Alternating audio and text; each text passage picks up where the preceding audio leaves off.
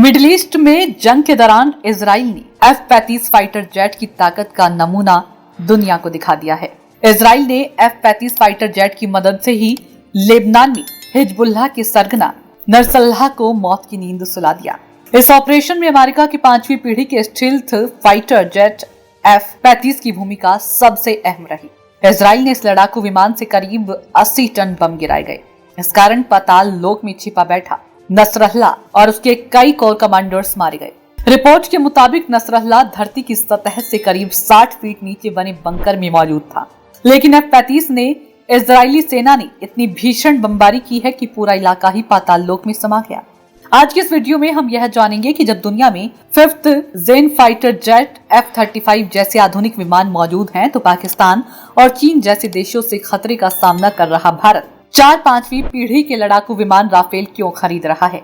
उसे क्यों नहीं अमेरिका से F-35 फाइटर जेट खरीदने चाहिए। भारत ने हाल के वर्षों में फ्रांस से 36 राफेल लड़ाकू विमान खरीदे हैं। भारतीय सेना के पास रूसी सुखोई 30 MKI विमान है। ये दोनों भारतीय सेना के मुख्य हमलावर फाइटर जेट हैं, लेकिन ये दोनों 4 से 4.5 पीढ़ी के माने जाते हैं, जो कि मौजूदा टेक्नोलॉजी के समय में काफी पुराने हैं।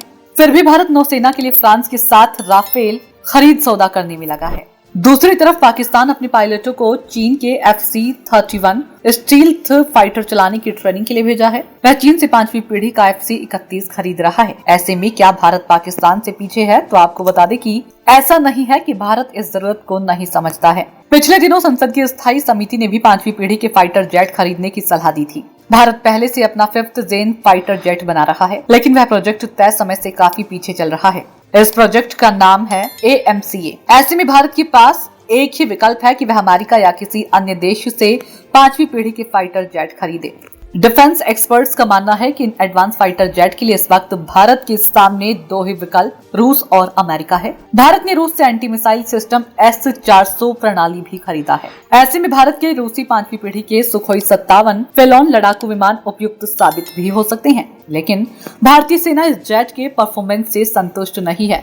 वह F-35 में रुचि ले रही है, लेकिन रूस के साथ भारत के सैन्य रिश्ते की वजह से ऐसा कोई सौदा होना मुश्किल है। F-35 के लिए भारत के पास एक संभावित समाधान मौजूदा S-400 सिस्टम को निष्क्रिय करना और उन्हें धीरे धीरे अमेरिकी पैट्रियट मिसाइल सिस्टम में बदलना हो सकता है। इसके बाद ही अमेरिका भारत को ये विमान दे सकता है, लेकिन ऐसा होना असंभव है। कुछ विश्लेषज्ञ ये सुझाव देते हैं कि भारत एक बड़ा देश है। वह अपने संवेदनशील सीमा क्षेत्रों जहां S-400 सिस्टम की तैनाती की गई है, उससे दूर F-35 को तैनात भी कर सकता है। खैर, अब की स्थिति तो ये है कि अमेरिका भारत को F-35 तब तक नहीं देगा जब तक कि S-400 सिस्टम निष्क्रिय ना हो जाए। भारत के लिए Su-57 और F-35 में किसी एक का चुनाव करना कठिन फैसला है। अगर अमेरिका भारत को F-35 देने के लिए तैयार हो भी जाता है, तो उसे इसके लिए कल पुर्जों, हथियारों और रखरखाव के लिए पूरी तरह से नई सप्लाई चेन की आवश्यकता होगी, जो कि काफी महंगी पड़ सकती है।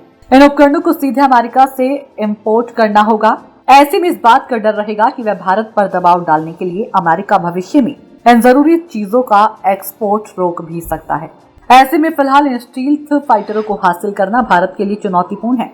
इसी कारण वह राफेल की नई खेप और सुखोई 30 को अपग्रेड करने पर फोकस कर रहा है। आशा करते हैं कि दी गई जानकारी आपको जरूर पसंद आई होगी। जानकारी अच्छी लगी हो तो अभी चैनल को सब्सक्राइब कीजिए और हाँ, वीडियो को लाइक शेयर करना बिल्कुल भी ना भूलें। धन्यवाद।